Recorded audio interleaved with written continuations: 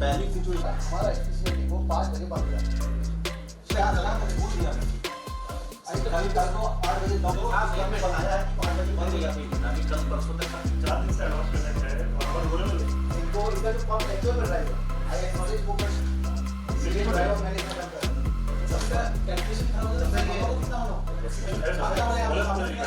15 के MS average cylinder 6 unit एंग्लोरी जिसके through as per मैं coaching के लिए बैठा हूं, आप भी कोचिंग के लिए काम कर रहे हो मिल जाए करके। लेकिन अभी जब पता चला कि आवक हो आई रेगुलर है तो इसकी जरूरत नहीं। लोगों को कोई कुछ होना चाहिए, लोगों को कोई कुछ नहीं बताना चाहिए। तो आने वाला है पेट्रोल डीजल अब बढ़ने वाले दिन उनका कम हो रहा है। अभी एक्साइज कम किया है गवर्नमेंट ने, इसका कम होने वाला है। मेरी तरफ से भी मैंने स्टेटमेंट दिया है कि कोई शॉर्टेज नहीं है। थोड़ा बहुत 4-2 घंटे का माइनस प्लस हुआ तो थोड़ा ऑपरेट करना। नमस्कार, मी दिलीप स्वामी, जिल्हाधिकारी छत्रपती संभाजीनगर बोलतोय। छत्रपती संभाजीनगर शहर व जिल्ह्यामध्ये काल परवा पेट्रोल पंपावर खूप मोठ्या वाहनाच्या रांगा लागल्या होत्या आणि पेट्रोल आणि डिझेलचा तुटवडा आहे, टंचाई आहे असं चित्र निर्माण केलेलं होतं। आज मी सर्व कंपन्यांच्या प्रमुख अधिकाऱ्यांशी चर्चा केली।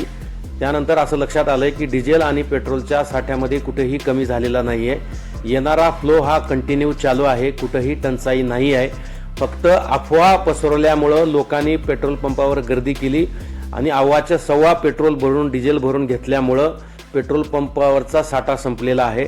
माझी समस्त नागरिकांना नम्र विनंती आहे की आपण पॅनिक होऊ नका, अफवावर विश्वास ठेवू नका। डिझेल आणि पेट्रोलचा साठा मुबलक आहे, सातत्याने तो येतो आहे।